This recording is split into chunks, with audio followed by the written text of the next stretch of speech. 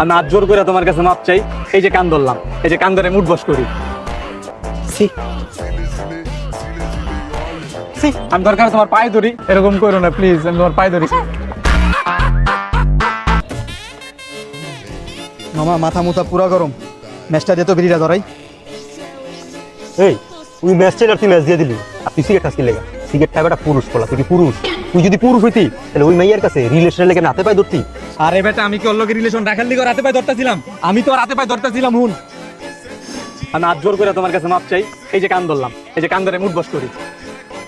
তাও প্লিজ দয়া করে তুমি আমার লগে রিলেশনটা ব্রেকআপ করে দাও। তোমার লগে আমি আর পারতাছি না বাবা, আমি দরকার তোমার পায়ে ধরি। তোমার লগে আমি আর কেমনি রিলেশন করুম কও? তোমার লগে রিলেশন করার পর আমার লাইফে কোনো শান্তি নাই, পকেটে টাকা নাই, রাত্রে ঘুম নাই। এমনি চললে কেমনি তুমি আমারে কও? আগে আমার পকেটে ভর্তি ভর্তি টাকা রাখতে, এখন তোমার এই খরচ ওই খরচ, এটা যেমন লাগে ওটা যেমন লাগে। আমি তো তোমার বয়ফ্রেন্ড, আমি তো তোমার বাপ না, তাই না?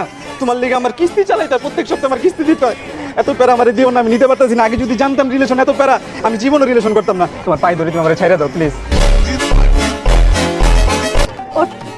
একবার আমার সাথে রিলেশন করছিস না, বিয়ার আগ পর্যন্ত তোর আমি ছাড়বো না। আরেকবার যদি ব্রেকআপের কথা কস তাহলে তোর বাসায় যাই বসে থাকবো। বাবু প্লিজ, বুঝছস লাইফটা কিভাবে যাইতাছে? একটা রিলেশন করে আমার পুরো চিপা করে গেছে গা।